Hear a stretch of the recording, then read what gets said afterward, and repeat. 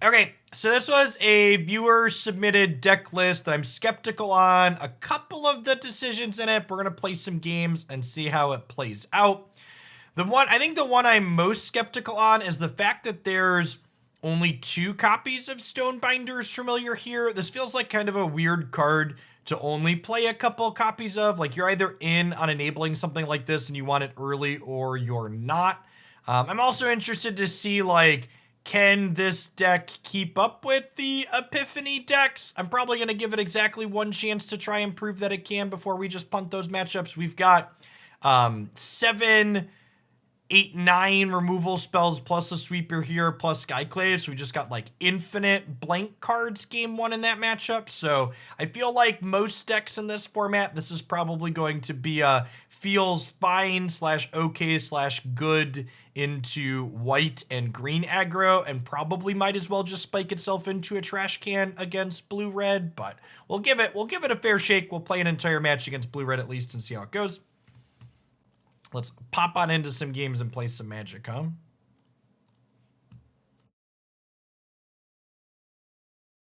Jelly Bean!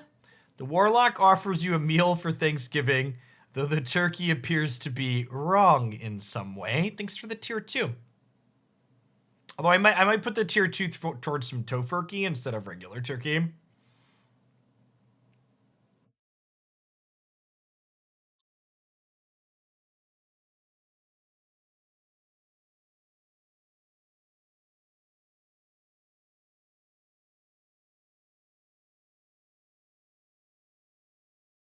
Aspirant on the play.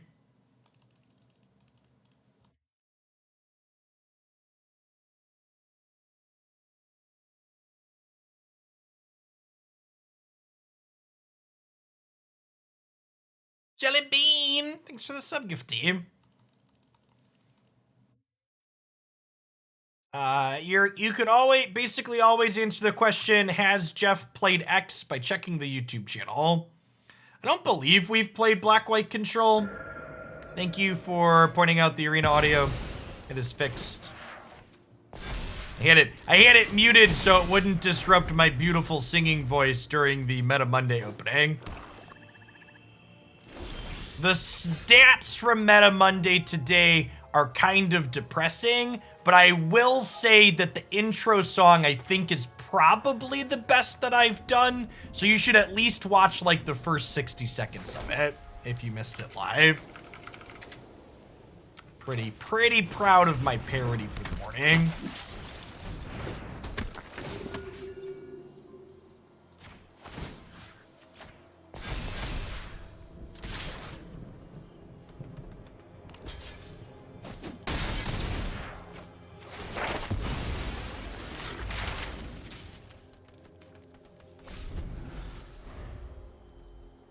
Are they dead next turn? So I have 5, 6, 7, 8, 9, 10, 11, 12, and then this is +4. Well, that's heckin' rude. I guess I should have been thinking about that, huh? I could have played around a Meathook there.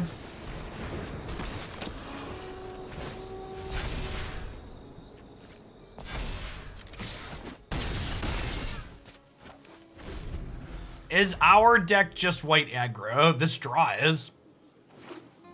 And honestly, that's one of the questions we're gonna want to think about when we play this deck is how often are our draws worse than just playing white aggro. So if I play this for X as 1, so this is like a really little thing. So both of these cards allow me to have lethal this turn, but I'm gonna board out Meathook Massacre against their control deck. So I'm going to explicitly show them the card I intend to sideboard out. So that way they have a little bit less information about the cards that I'm playing. Either of these get us lethal here, but playing the one I intend to remove from my deck in the post-board games is more optimal. Thanks for the tier 3, Beansy. I appreciate the 28 months. Welcome back.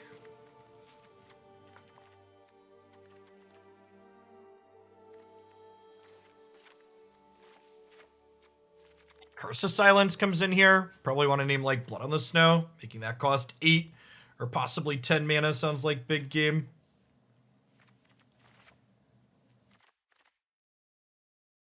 Need to put 2 more cards back in my deck here.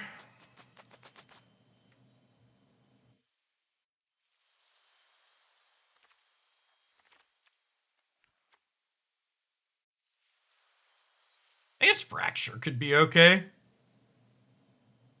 Kills Lilith. Yeah, can kill their Meathooks too. A lot of spot removal post board doesn't seem great here. So 30 months more text. Welcome back. We are gonna dip into a little bit of Runeterra today. Speaking to all my Magic regulars, if you want a good way to support my content, make sure you hang out for the Runeterra segment. It'll only be about an hour. That's a bounty board sponsored segment, so they pay me extra $1 dues depending on how many people hang out for it. Yeah, so we're gonna do an hour of Runeterra after we do some Magic the Gathering today. This is good. I don't know if this is good or not. You do get a new sub-icon at 2.5 years more text. Welcome back. I've imported a Zoe Poppy deck that someone tells me is playable, because Zoe's one of my favorite champions. I think I'm supposed to mulligan a hand with no 2-drop on the draw here.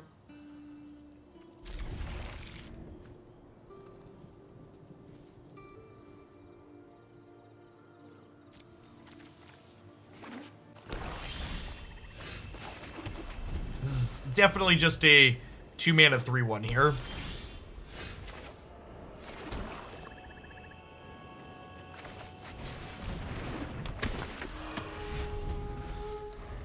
Arcane was so good, chat. It's so good. Runeterra is an all-digital card game from Riot Games based on the League of Legends IP. I think we just shred their hand to start here.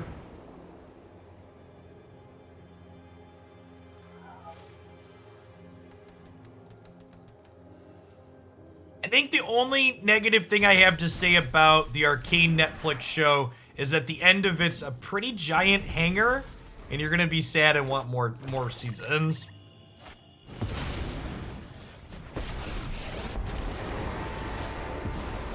Are you in? Do what I demand.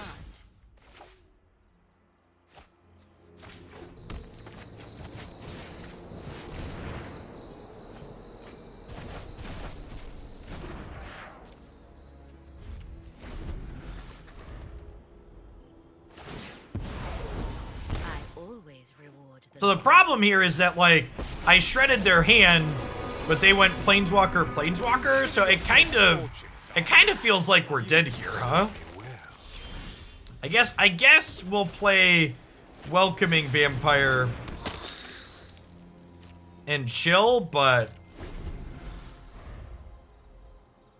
And, like, this is part of the... Like, is Welcoming Vampire even good in this archetype? Because, like, it's gonna allow us to be a little bit grindy here, but, like, is the grind meaningful enough to play against these cards, right?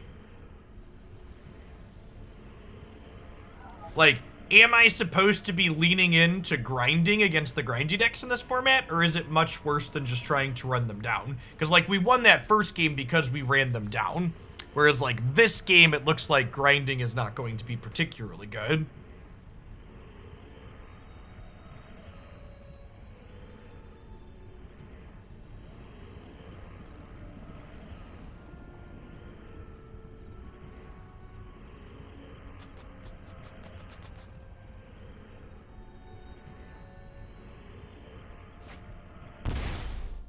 Yes, I updated the bit badges, Dougie.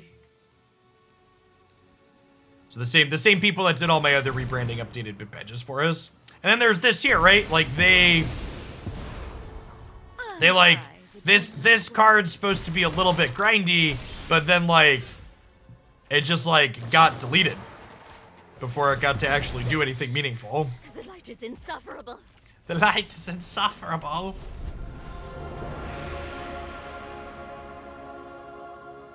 So we killed one of their card advantage engines here.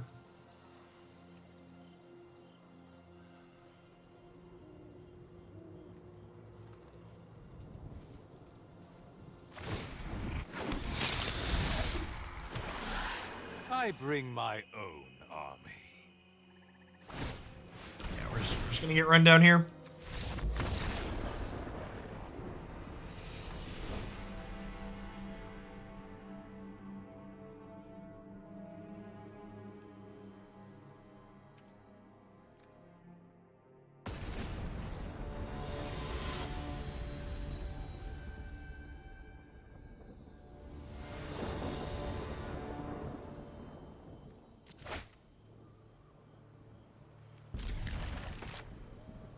The sound design in Arcane was good. Yeah, I like the music.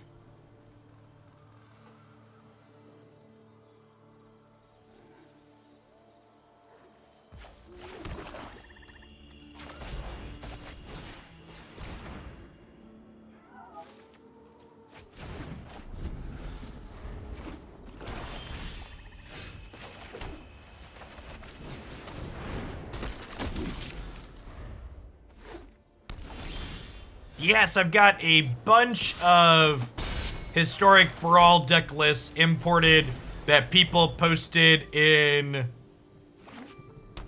the subs Discord. We're gonna do some deck voting on them. Oh, my sweet optimistic summer child. There will be a Netflix MTG anime just like Arcane. Call me jaded, chat.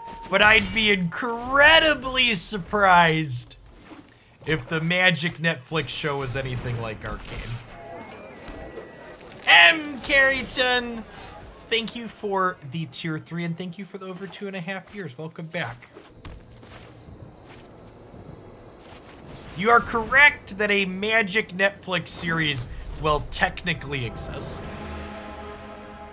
I'm going to let you in on the secret to being happy in life, chat. There's the secret to being happy in life. Low expectations.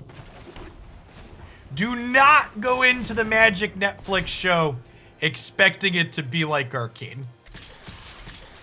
However, if you go into it with cautious optimism or no expectations, it might be sufficient.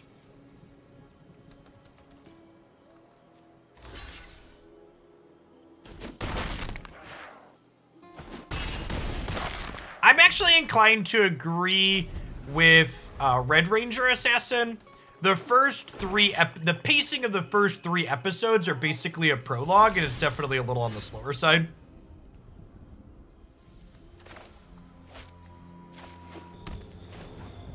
I don't think they were bad, but the pacing of the first 3 were definitely slower than the rest. For the 42-month slacker, I appreciate the 3.5 years. Welcome back.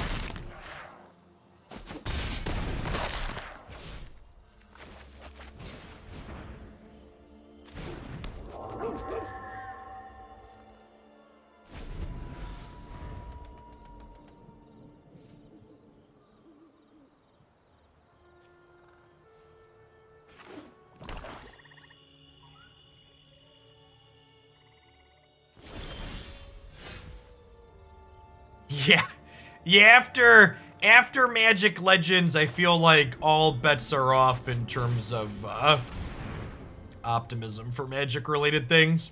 For people that aren't familiar, Magic Legends is the Magic the Gathering ARPG cash grab that was canceled before it left open beta. Did it last less than a year? Like, I expected Magic Legends to be like a flaming dumpster fire, but I was not expecting it to be a dumpster fire as big as it was, right?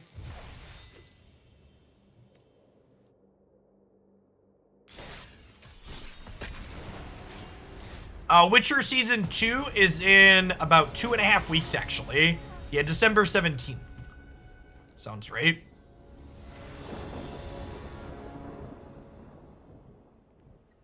We're getting Witcher Season 2 and the new Spider-Man movie are both coming next month. I think those are my 2 pieces of media I'm looking forward to the most.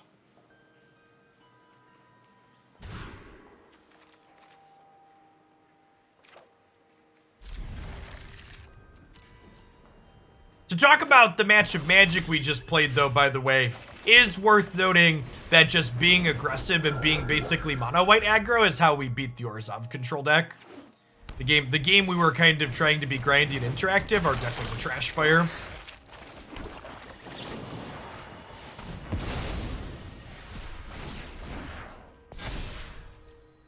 Is that getting another season in December as well, Beansy? I did watch the Winnix. That's the one about the fairy school, right? Fairy Hogwarts, or is that a different one?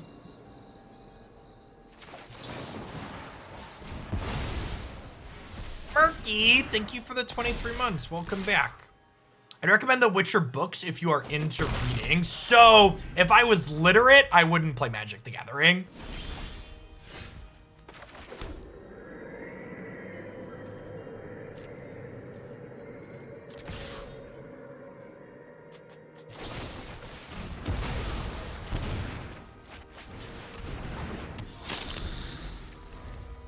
I do intend to do another Witcher 3 playthrough when they release the PS5 version of that, though.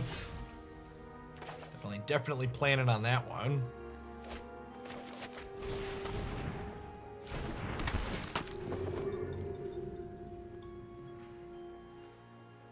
Maybe I'm supposed to lead Thalia here, actually. Yeah, I'm probably supposed to lead Thalia. Well, so on my first Witcher 3 playthrough, I achieved the worst ending, so we're gonna shoot for not the worst ending the second time we play through. Oh my god, this thing only triggers once per turn. Holy crap, this card is bad. Why is it so sad, chat? Affirmation, thanks for the 24 months. Ugh. Feels bad, man.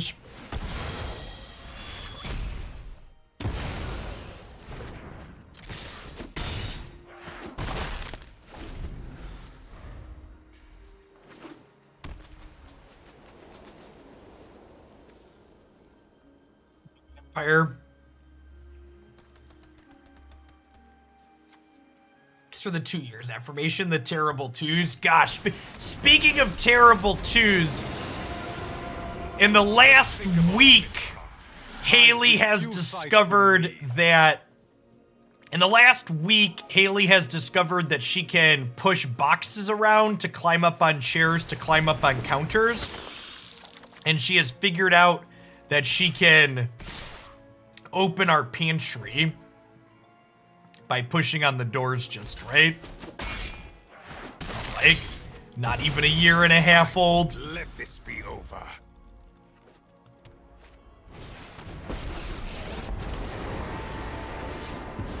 You require my... Aren't I generous?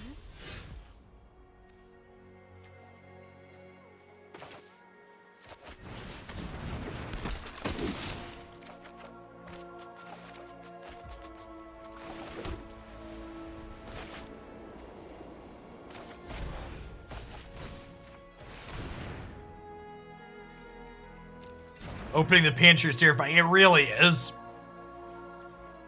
We've just been shoving the kitchen table over for the time being to push her to keep her out of it, but I need to get some proper things to lock the doors at the top, so that way she can't get it open.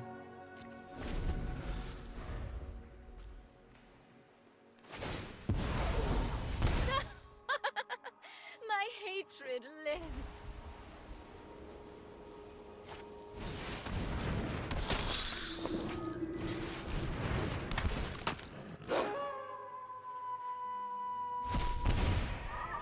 We draw untapped land here. Intrepid Adversary is pretty good. Okay.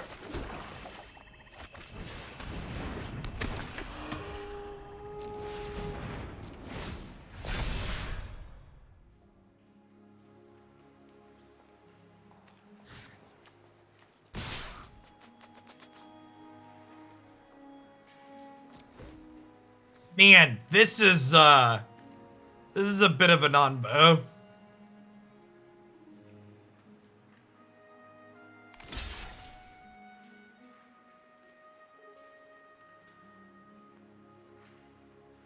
I think it's the right play, but still hella awkward here.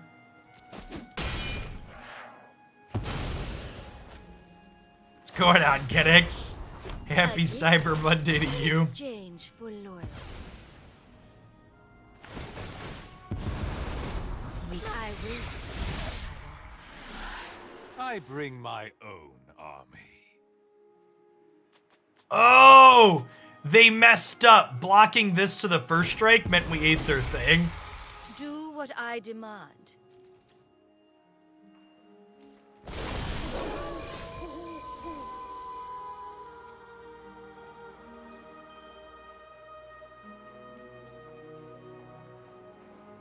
Do you lose all the items you acquired on your previous playthrough? Not if you do a new game plus, which I think is what I'm likely to do.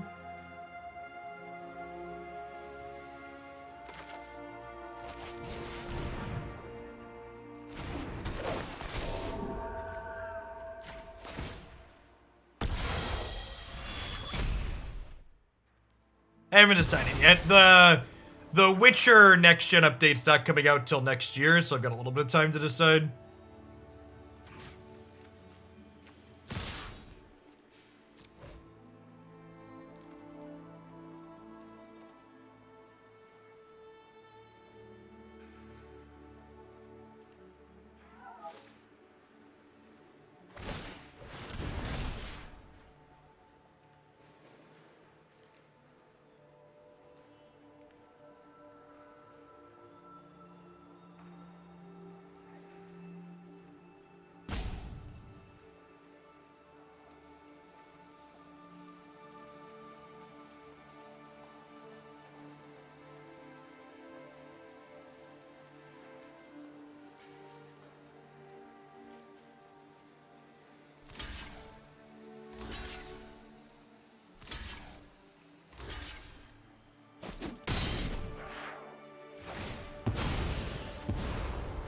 A gift in exchange for loyalty. Yeah, I don't know if this attack is right. It gives Lilith infinite counters here. And they're still just like pumping out vampires. You fight for me now.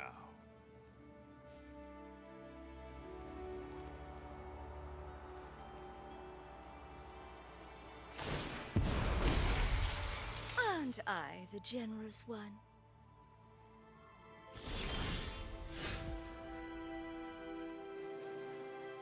Yeah, like, I can't even kill their Lilith here.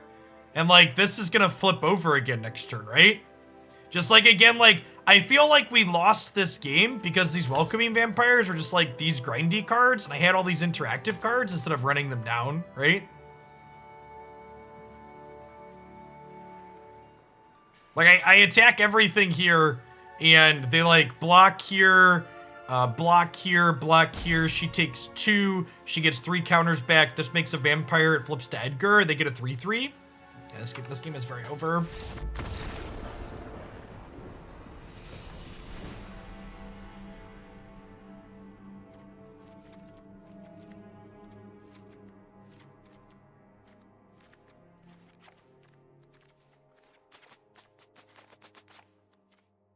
Right, so we'll board like we did against the last one. Maybe because they have Edgar and stuff, I'm supposed to leave Skyclave in. So if I Spirit the Markov, then I don't have good attacks in it. I'm still in just like a shit spot, Sprague. Like, you're right, I'm fucked in a different way, but I'm still pretty fucked.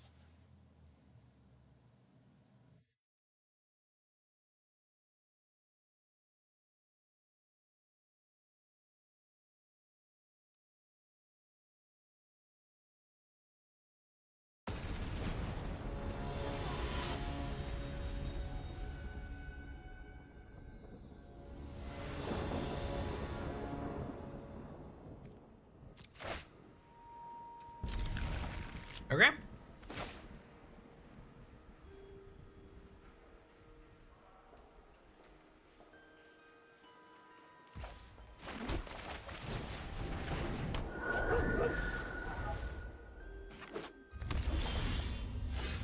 White card advantage is killing them with cards in hand. God bless.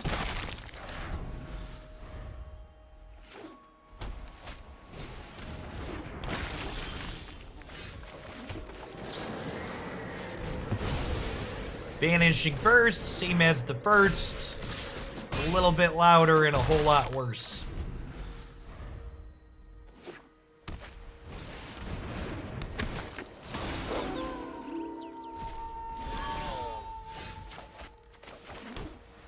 An Engineer. This is, you know, kind of just to highlight our deck versus mono white. Like, imagine if these Vanishing Verses had been Skyclave Apparitions or other Banisher Priests, right? We'd be attacking for more damage here. But because we're playing this dedicated removal spell with our splash, like, we end up being worse off, right? Yeah, Brutal Cathar is the word I was looking for.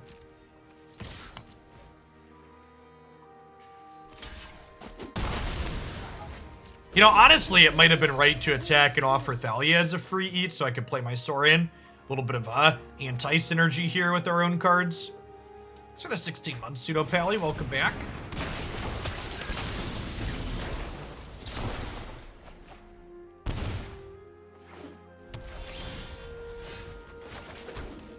Ah, the old tippity-tapped land.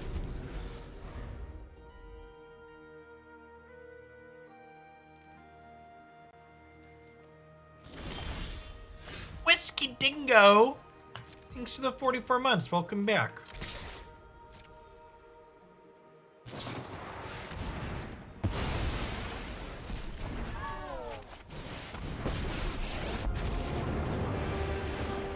Under my touch, vampire, you will serve me well. You will serve me well. Yeah, the opponent not being able to play on curve is definitely big ups for us.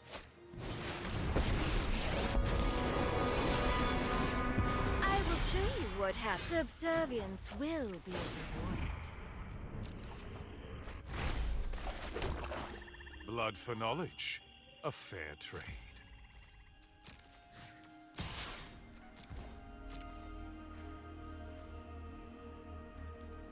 Think I want to trade this for both of these.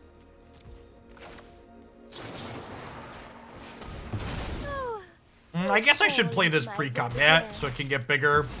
It's a mistake on my part. Missed a counter there.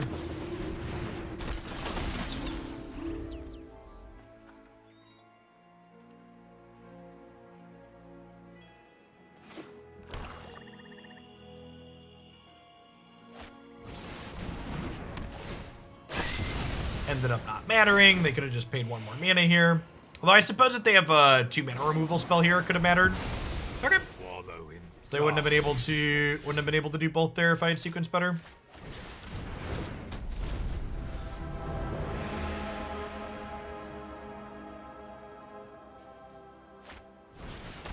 And again, like, we had a little bit of card advantage, but it largely just doesn't matter because the card advantage game is the game my opponent's deck wants to be playing.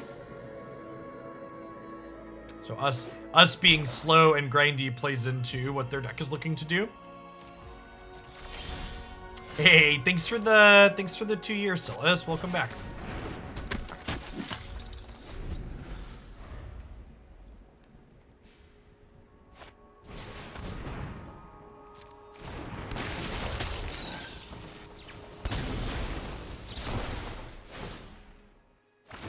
Yeah, the opponent is just no fear card draw, huh? Do we not offer the creature land trade there? If I offer the creature land trade, they just attack me on the backswing, right? And then I'm losing that race. I traded 3 damage for 3 damage, and they gain 3 life.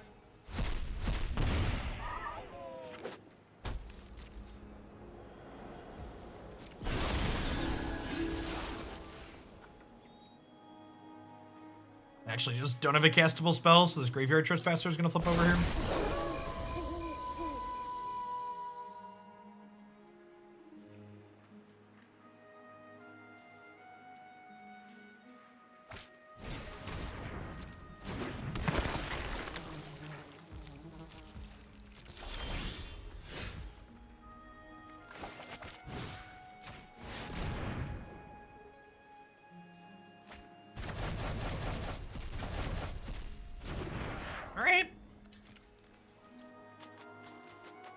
So 25 months, Wool Master, welcome back. Good morning, good morning.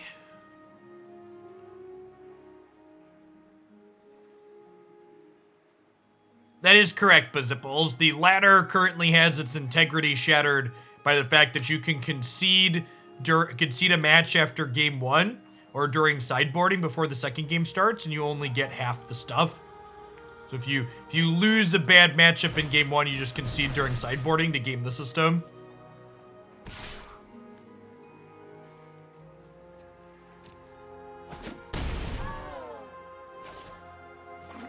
That bug's been present for almost a month, and they don't seem to care. It's been there for like the last 2 patches now. If Magic was like an esport, competitive integrity of the ladder might matter, but because it's not, it doesn't really, nobody really cares, or just super dead. So we're 2 and 3 in this matchup, having played 2 matches against it. We won 1 2-1, and then we lost 1 0-2. Definitely feels like the games where we imitate mono white feel pretty okay, and the games where our kind of grindy and interactive cards come up, we end up pretty far behind, which definitely feels like a nod towards this deck's kind of bad mono white.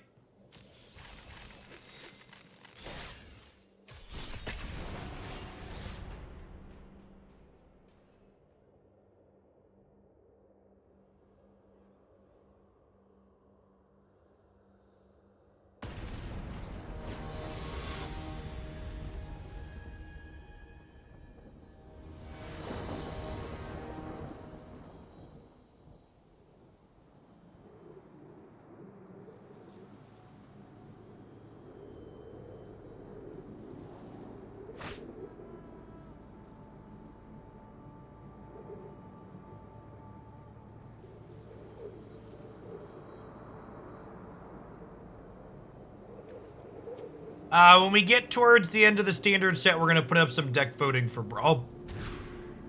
So you all at home will get to pick what we play for Brawl.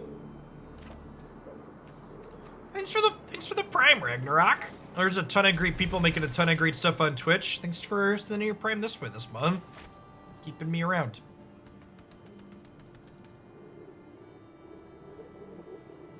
No, not planning to play regular Historic today, Crunchy. I'm gonna play this for a little bit more to try and get a feel for if it's just bad mono white or not, or if it's doing something that's interesting and powerful that's different.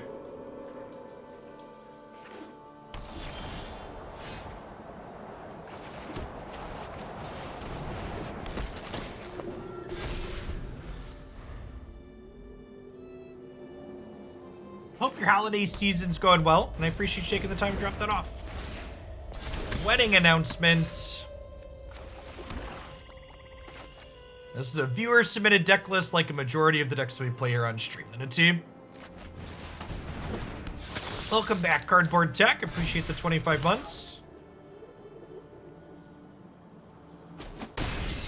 All of the Brawl decks are going to be voting for our viewer submissions as well from the subs Discord. What's going on, Sellers? Thanks for the almost 3 years.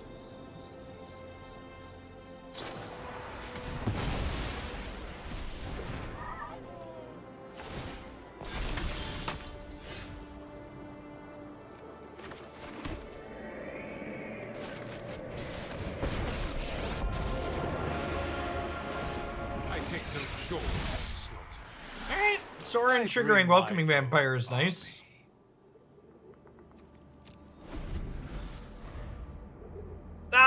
Thanks for the 44 months. Welcome back. That's true.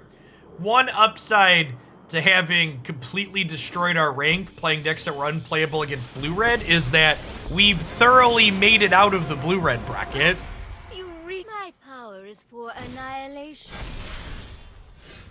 Brawl stats have not been fantastic, but if I'm being honest, I don't think I can stream just Historic and Standard full-time without losing my fucking mind, so we're playing some Brawl for the sake of making Magic content.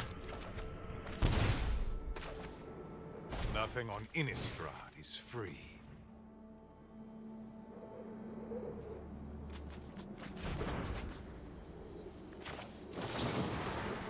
sequence our non-creature spells before we play our Thalia here.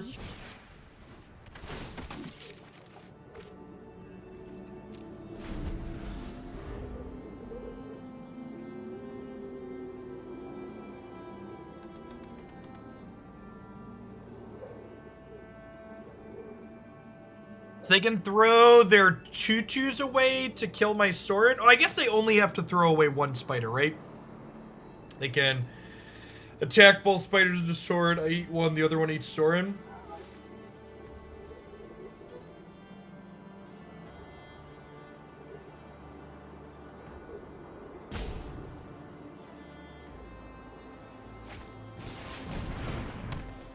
The wedding's flipped. It just keeps the counters on it. Thanks for the quarter of a year, James. Welcome back.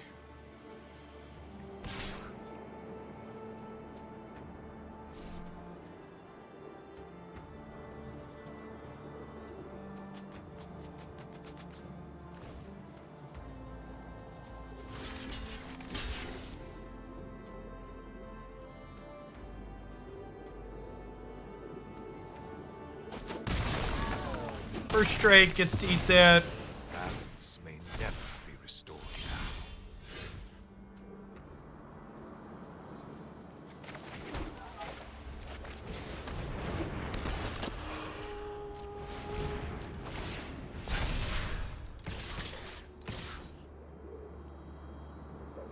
We just full reseer it.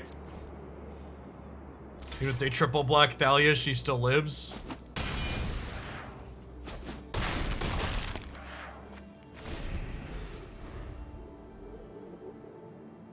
Yeah, not only is Adversary too much attack to draw a card with Welcoming Vampire, but Adversary also also makes everything else not draw. Which is definitely more than a little awkward.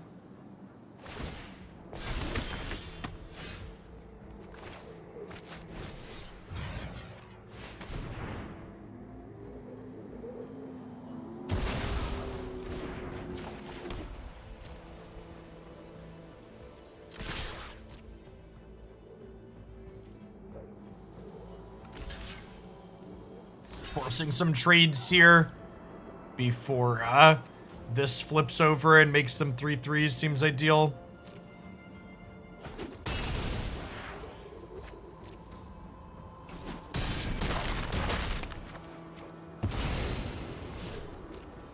Yeah, the wheel, I see people discussing the Wheel of Time series on Amazon in chat. It looks good. It's a type of series I typically enjoy. I don't wait for slow drips on TV series, though. Usually like to watch in a chunk. I don't really know what our opponent's doing. It's kind of like a black-white sewer mirror match. We're both just playing kind of garbage. This match is important, chat. It is for asserting dominance as king of the sewer.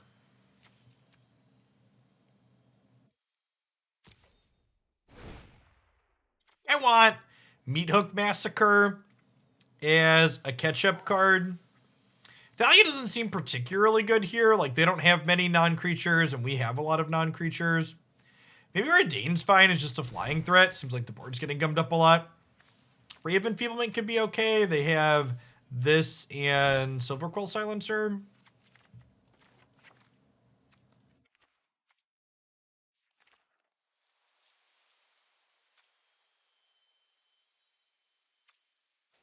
So the 44 months, Seth.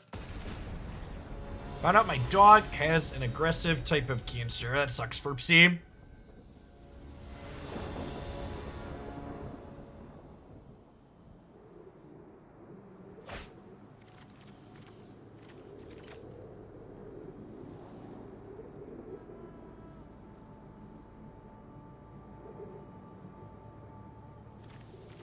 It looks fine. Need a lamb around the drop. Welcome back, Apollo. I appreciate the 16 months.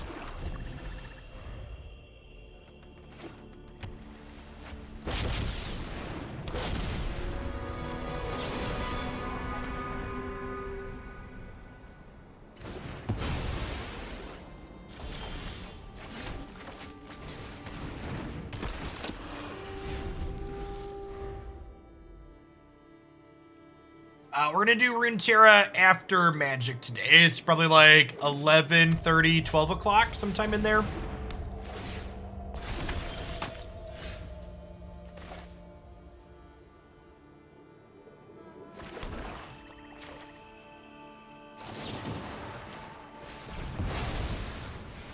My current feelings on Standard and Historic. I'm kind of over Standard a little bit. Historic's fine. I think Cat Oven's the only thing that's kind of mediocre about Historic, but it's not that popular because it's kind of tedious to play. Historic's got a pretty good depth of deck variety, at least. Although, I will say, playing Standard down here in the poopy bracket's been pretty reasonable today. To get to the 85 percentage points that we are currently at, we had to play against, gosh, we played against 7 blue-red decks in 8 matches last week to end the week, and that was truly miserable.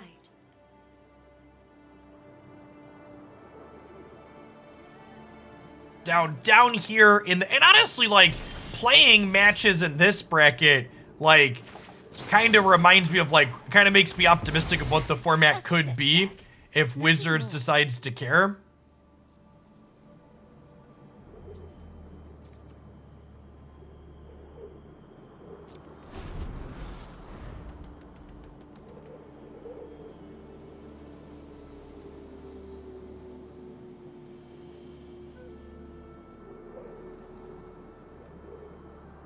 I think posting the video why I quit Magic Arena is probably the most clickbaity I've ever been on YouTube. Because if you actually watch the video, I talked about how I was just taking a break and a hiatus because I was frustrated with Wizards and their decision making. But as a point of this is, you know, how YouTube and that whole lot of shit works. It's also one of my most popular videos I ever posted because people don't actually give a shit about quality content. They just like eat up the clickbait.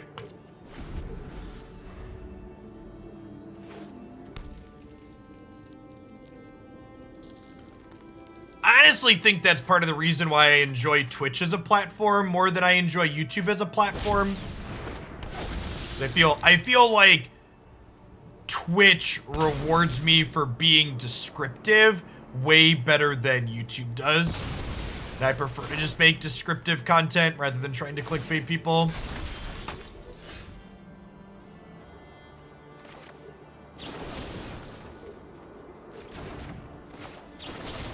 I'm just killing Henrique here.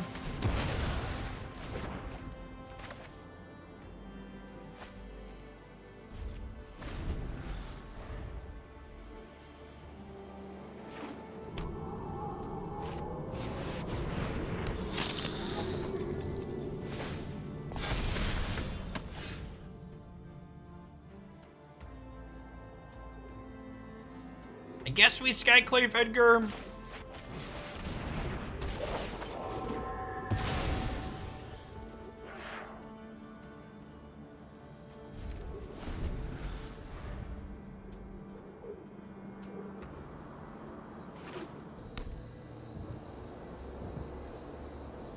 Yeah, I'm supposed to Bloodchief's Thirst the Spider here to stem bleeding a little bit.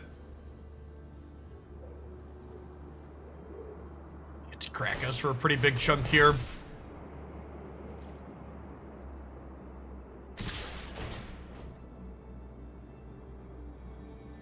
$7.13.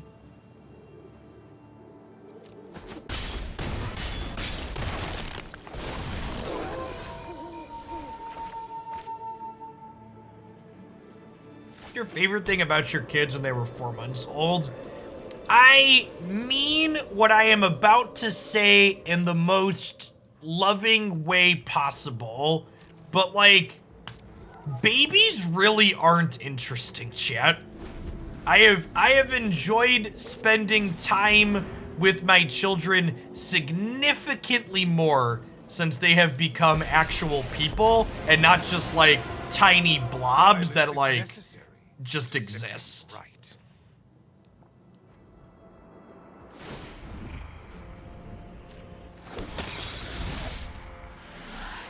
You deal with this annoyance.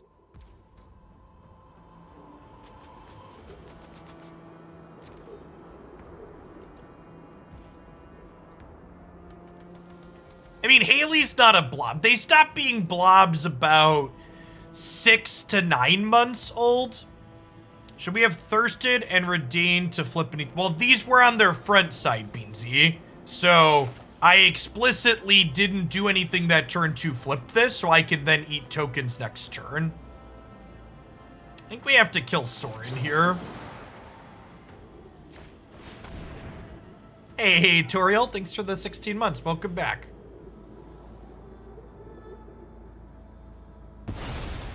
Wallow in darkness, then. It's for the follow rushing bacon. Oh, you know what? This is actually a pretty good draw. Did they flip the previous turn? I think you might be right.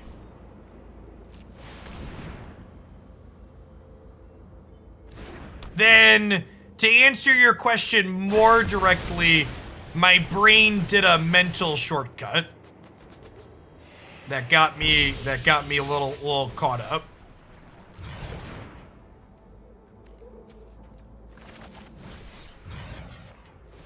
I shortcutted in my brain.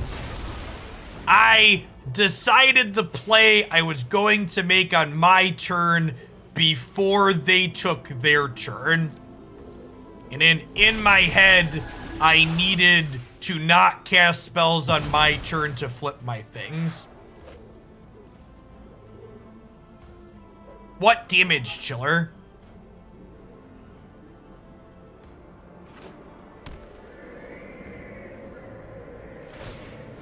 If one creature land, I can attack per turn. I didn't get rid of this because I was killing their board. This didn't matter because their board is dead.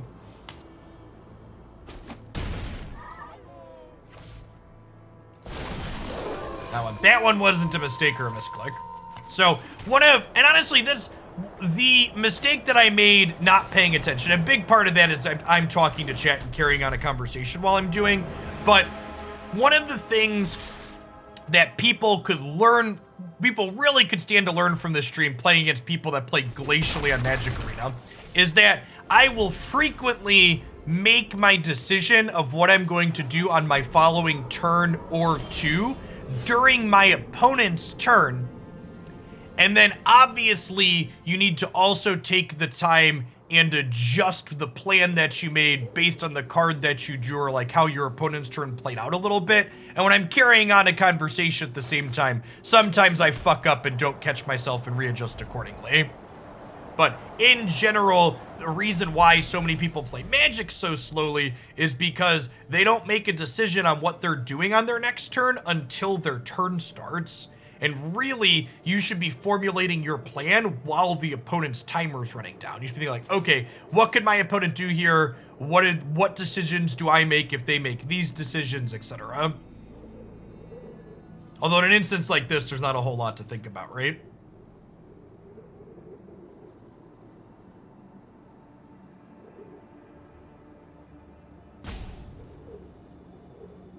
For people wondering why I didn't attack there, they have two things with lots of toughness.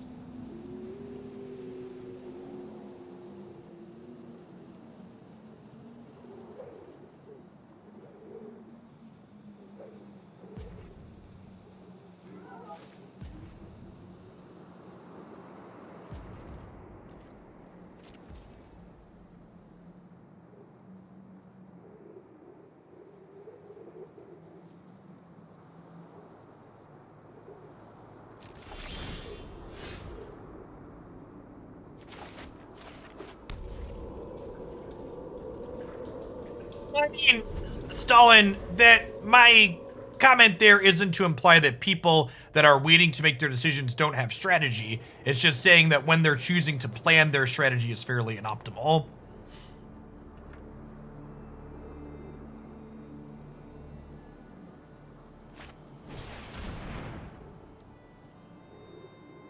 Maybe the opponent is playing the deck for this deck for the first time. I mean, what I said there has nothing to do with how many times you've played a deck. If anything, the thing I'm talking about makes you better at playing the deck you're currently playing. You should be thinking through the permutations of how your turns play out in advance. Holding this to flip these, maybe? I don't know, there's value in having a bunch of lands in play should we get a second creature land, right?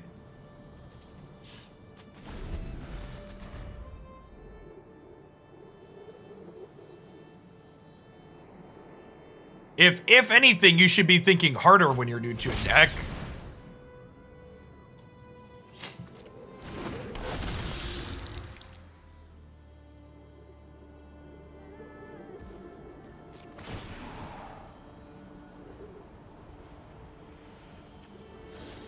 Also, for reference, like, this opponent isn't even playing particularly slow. I'm only up 2.5 minutes on clock on this opponent, which is actually pretty quick. Typically speaking, in a longer game, I'll be up 5 to 10 minutes against someone who's playing slowly. This person's been relatively fast compared to most Magic. Compared to the average Magic the Gathering arena player, our opponent is playing very quickly in this particular instance.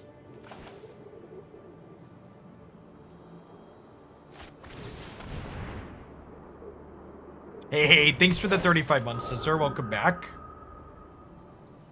I think we're just clearing this. And going back to talking about the Pelakkas, I get to hold up the Cave of the Frost Dragon here now, which is nice. Putting too many actual creatures under Brutal Cathar isn't always actively a good thing, especially against a deck that likely has sweepers in it.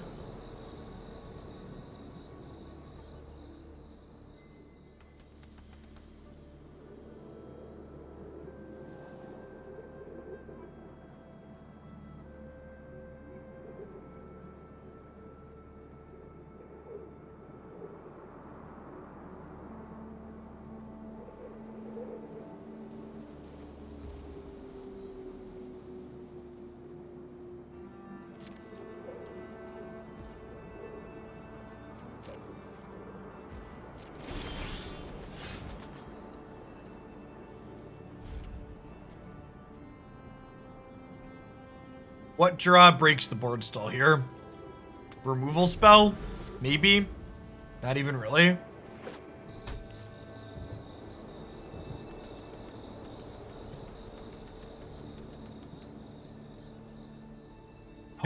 That's correct, Metsu.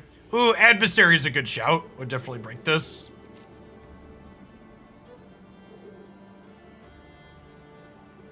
Hey, Mosh, thanks for the 37 months, and congrats on your new addition. We're actually just talking about children and how they're blobs. I don't know that I have any big solid advice for tiny babies.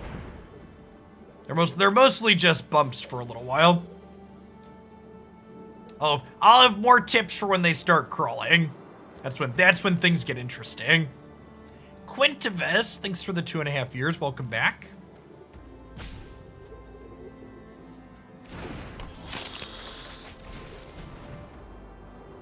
Haley has reached full demon status at almost a year and a half old.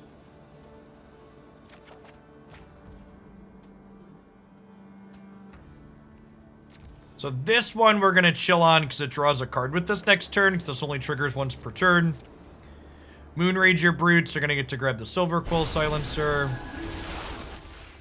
Ah, crap.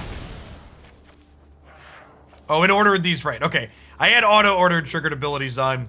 Probably want to turn that off. So I wanted to make sure this went under the other Cathar. It worked out that way.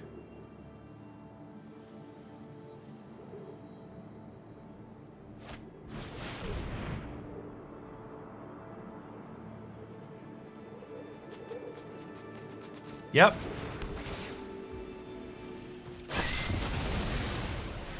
Rick Skipper, thanks for 11 months. Welcome back.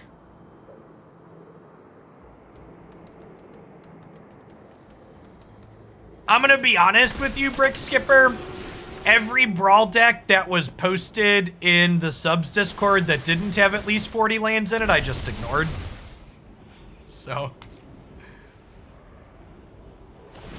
I will take a peek at that one later this evening since you've added an appropriate number of lands to it.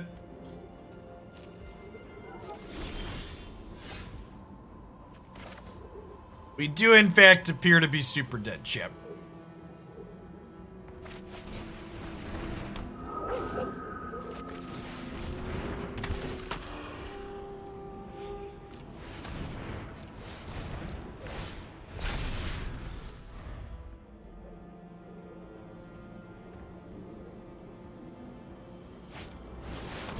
It's not just EDH players that skimp on lands, Chad. It's Magic players that skimp on lands. Flame.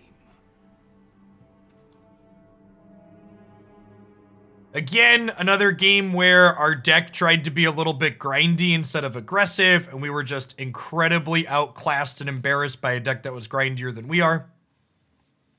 Chola, thanks for the quarter of a year. Welcome back. Thanks for keeping me around. Appreciate it.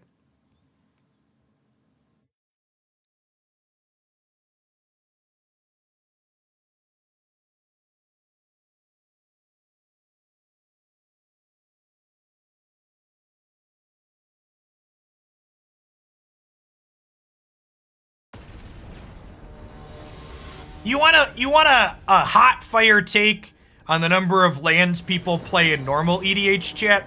Do you know why your normal EDH decks are able to get away with playing so few lands? Because EDH is a casual fucking format that's played in multiplayer, so when you miss land drops there, you typically don't get punished for it because you're playing casual Magic. So it's fine, do what you want and have fun, but the reason why you can play less lands there than you should be is because the punishment isn't there. In Brawl, when you play fewer lands than you should, there's only one person to attack, and it's you, so you die. The Mad Mage, welcome back for the 13 months. Appreciate it. Tantrums, thanks for the 42.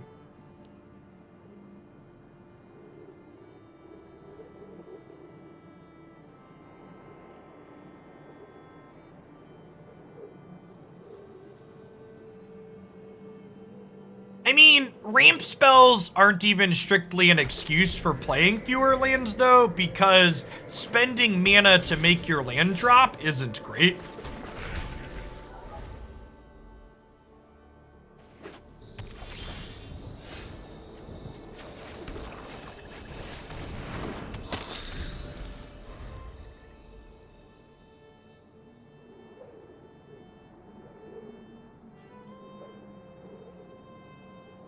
All right, can we grind them out with welcoming vampires? That's the goal here.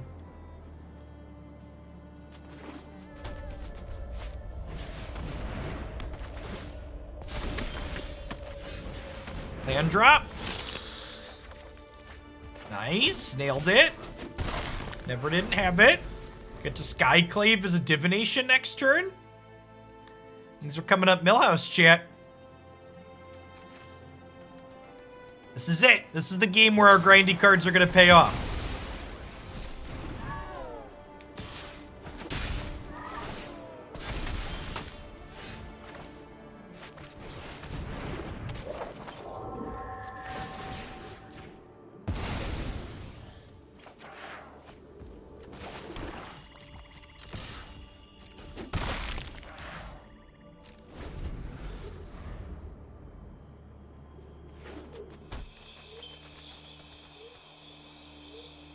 I think I'm allergic to white card advantage, chat.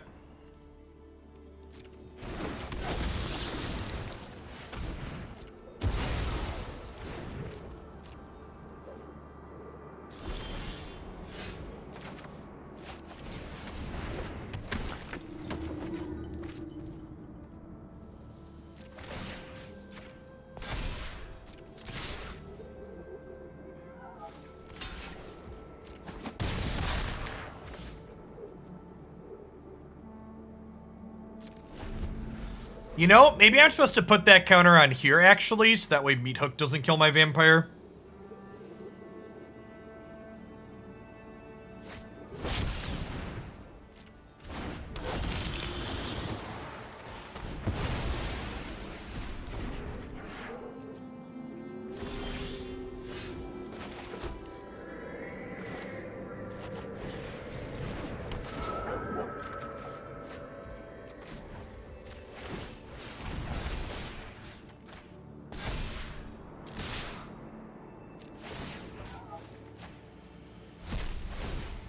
I'm gonna offer this trade here because I'm gonna lose it to a sweeper anyways.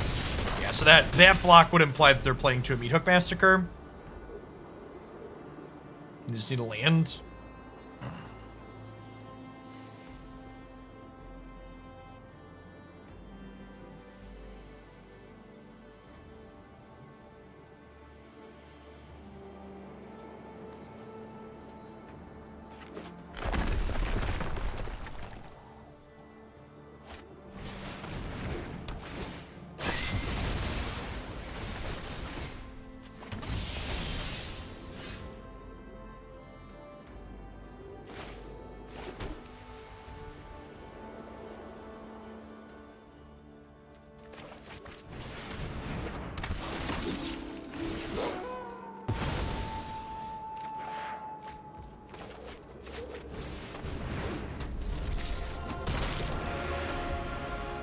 Nah, I think I want to Cathar into Reidane to play around the other sweeper.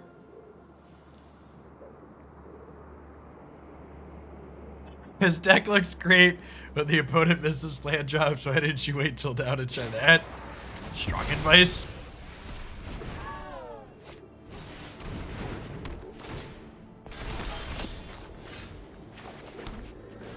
To be fair, I think this draw was more about us being fairly proactive rather than them necessarily missing land drops.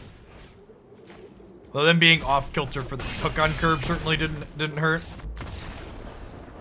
I could have also played better to play around Meathook being on curve. We're gonna do at least one more match with this deck, maybe two. In the event we only do one more though, I'm gonna put a Brawl deck voting now.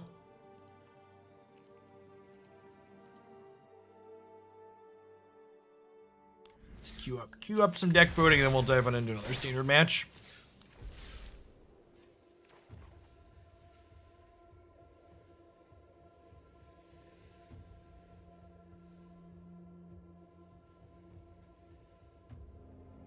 No, we've not played against any blue-red. I assume that matchup's unwinnable.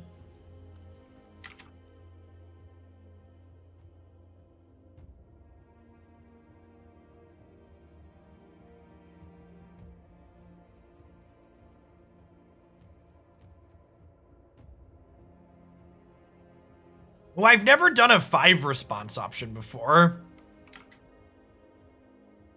All right, I've got a lot of Brawl decks imported, as you can see here, chat. So let's put 5 up for voting. All right, you have 10 minutes. Luca, Florian, Chromium, Thalia, Extus. Good spread of 3 to 1 color decks. As always, you can vote extra with bits or channel points.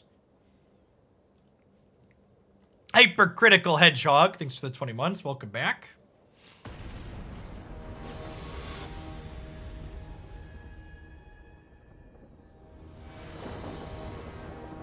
There is a Toxrill deck. Yeah, chat's delivered. There's been, if you're someone that's been playing Historic Brawl and you've got a deck you want me to put up for deck voting at some point this week, make sure you share your deck lists in the subs Discord.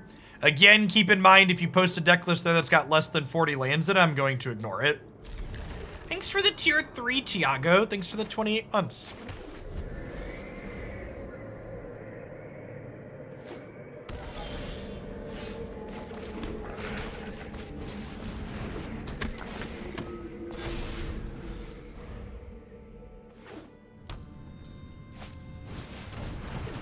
Thalia is out front of the vote. That's interesting. So Thalia, Chromium, Florian. Looks like the early winners here. What if your Brawl deck is all 1 and 2 drops? Then you should probably have 40 lands in it.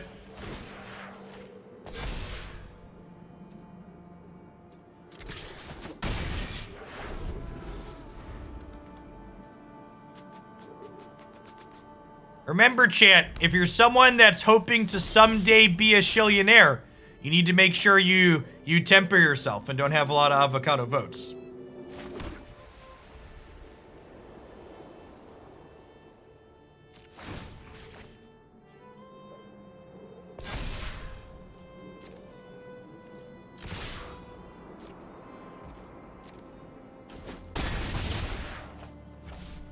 I think I'm just passing here. We'll play the Stonebinder's Familiar.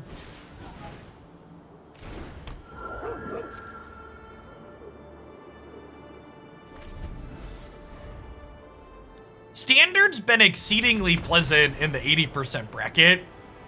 Maybe from now on, if I get a standard submission, I'll just make sure I concede enough matches the day before to get us into the 80%. I don't know what this opponent's doing, though. They did nothing and then they died, so I guess I'm just clicking submit.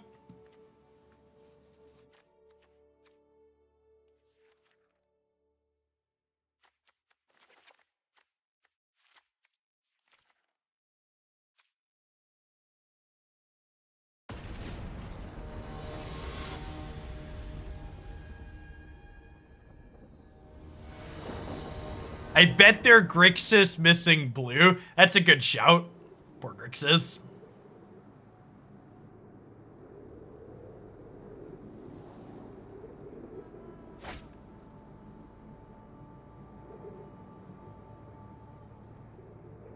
Looks like Chromium and Thalia have established themselves as the two deck choices. If you haven't cast a vote and you care, make sure you vote for one of those two. Everything else has been left far behind.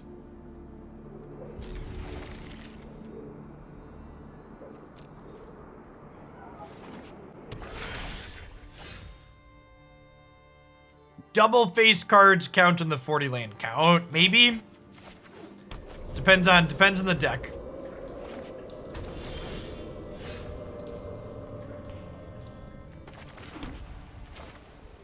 I'll lead Thalia here because she's least likely to die if they have a 2-mana removal spell.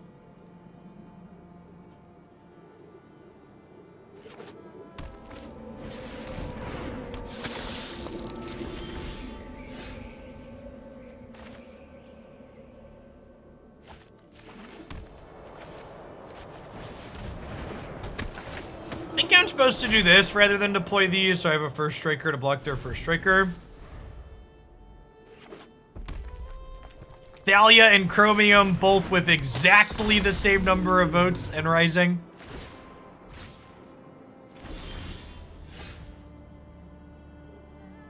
Thalia is the only way to raise enough taxes to pay for Hoaglandia.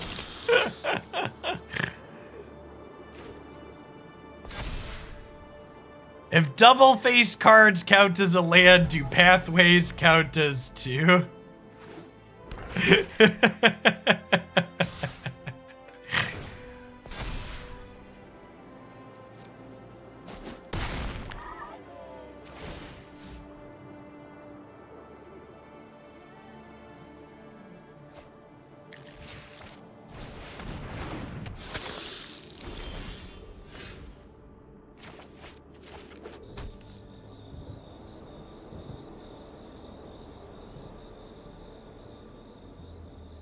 Oh, I can't Bloodchief's Thirst, so I guess I'm just welcoming Vampiring.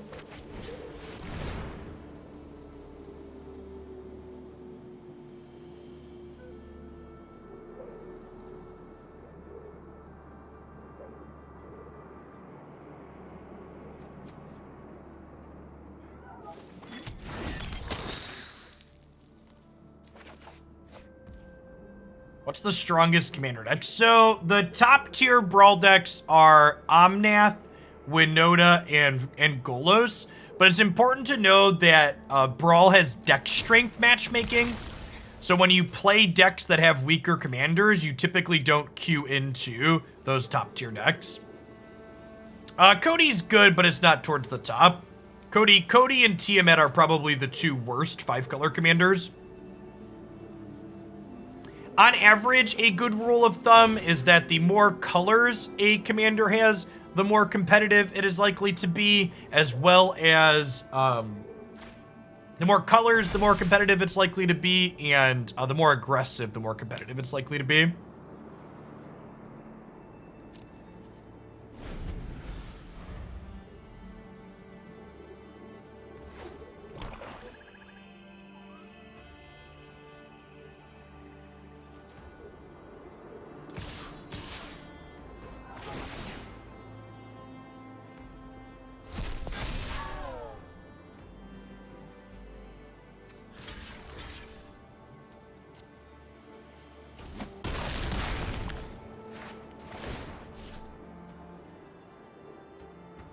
Why are more colors better? So Commander's a singleton format, so having more colors increases your average card quality because it gives you a bigger pool to pick cards from.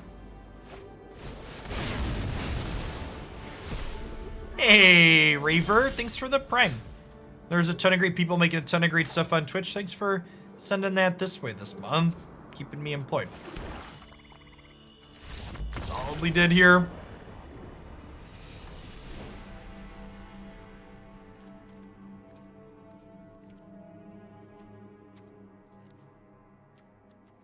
Definitely just wishing that I had a bunch of copies of Skyclave Apparition in my deck here, and we don't, which is big sad.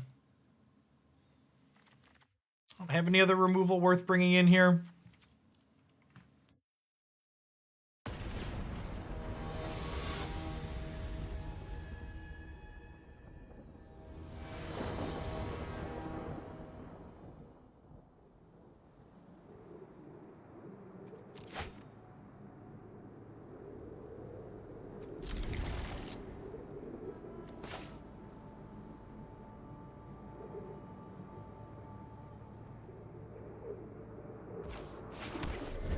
Vampire Dragon's a tough card to beat. I mean, not if you have 4 Skyclave Apparitions.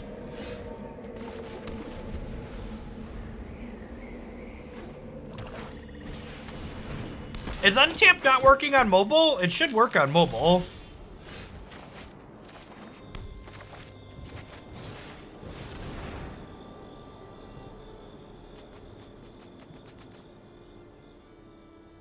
Should be an untapped icon. Okay, well, they have infinite removal spells, so we'll take their threat.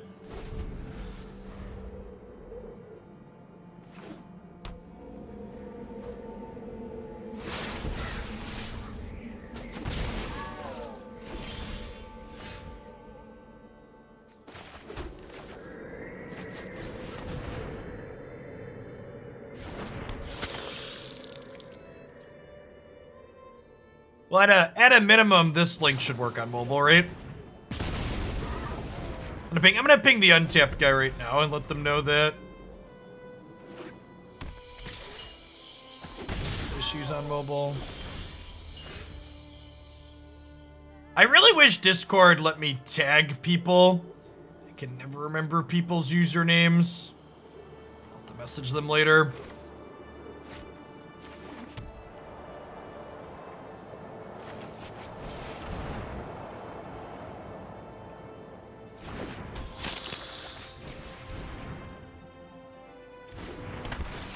Chromium, by a margin of 8 votes, overtakes Thalia here.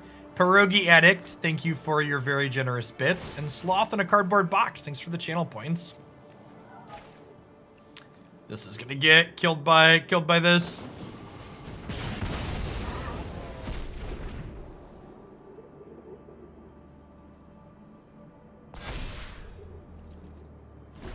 Then I assume this is just gonna die here.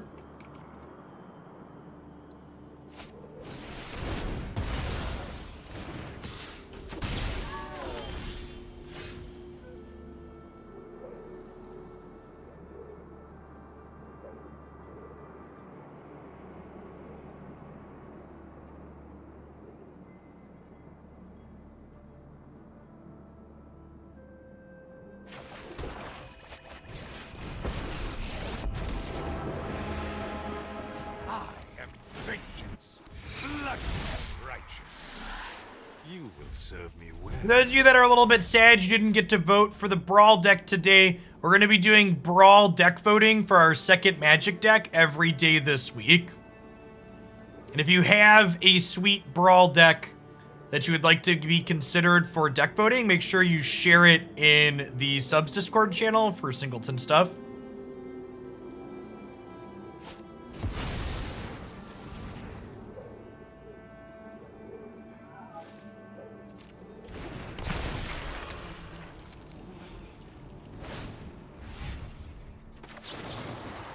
So you still get Decayed Zombies here, but I want to get rid of this.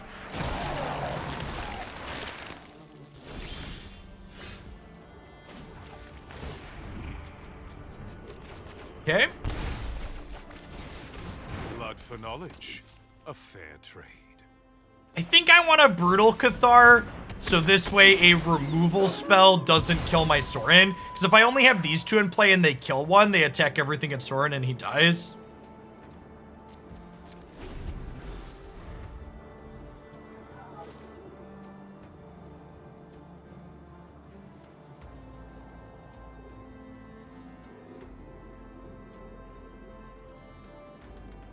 Garlic the Clove, thanks for the 23 months. Down in Alabama through March for work, but the hotel has a waffle maker, so fair trade. That was always the best when I was traveling.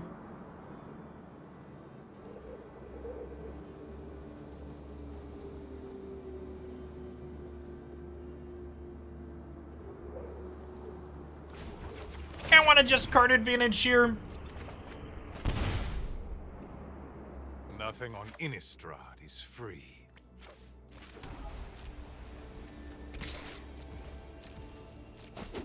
We let Brutal Cathar just flip over here.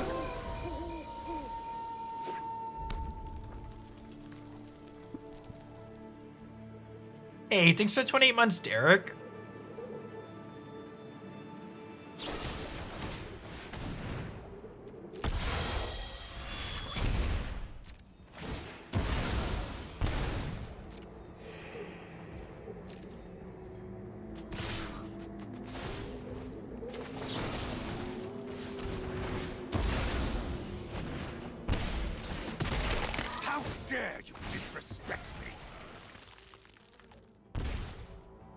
In the before times, I really enjoyed traveling.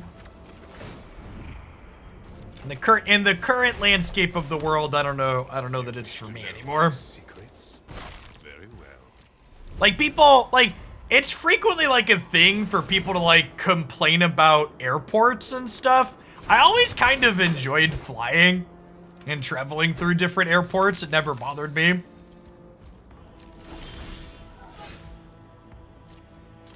Even D, thanks for the 26 months. Welcome back.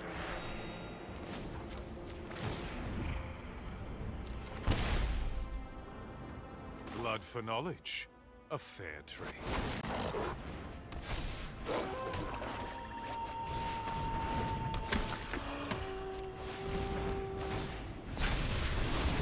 Just brood over and grab this.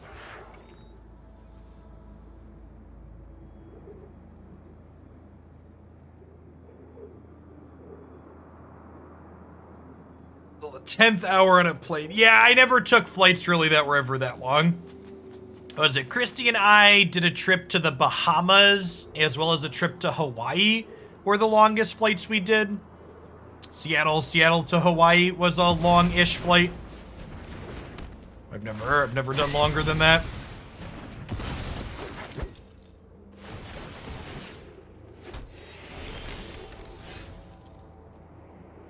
Oh yeah, I can't. Airports with children probably suck. In fact, I would frequently message Christy. When flying and be like, "Listen, babe, we are never taking the kids on an airplane." And that was before there was a pandemic. Just whenever people were in the airport with children, they always looked the most miserable.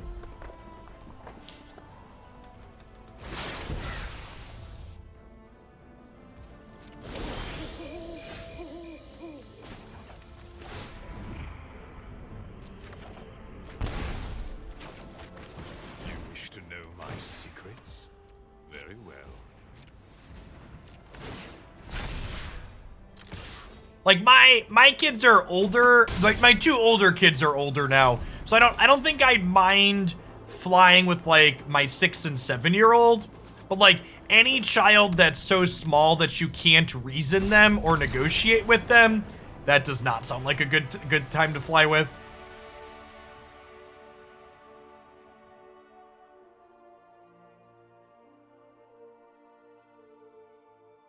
I wouldn't want to take my 1.5-year-old on an airplane. Sounds miserable. Navier, thanks for the 44 months. Welcome back.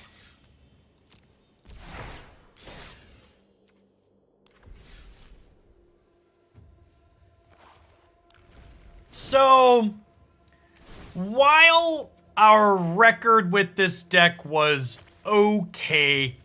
The actual games that we were winning, when I think about the reasons why we were winning, definitely made this deck kind of feel like just a bad version of mono white. I felt like we probably would have won more games just being mono white, and the games that we won in there, we would have also won just being a proactive deck. Like, this card was just like kind of frequently worse than Skyclave and Brutal Cathar in most of the instances where we played it out.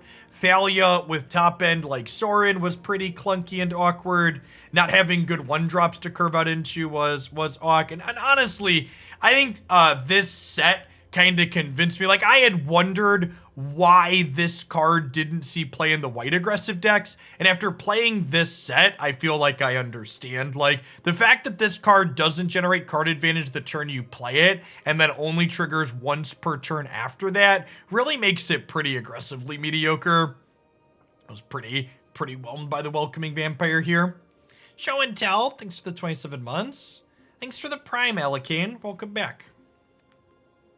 We flew with our oldest when he was 9 months old down to Florida. Not too bad since we could wear him. Yeah, so 9 months old is still kind of in the blob phase for a lot of kids, right?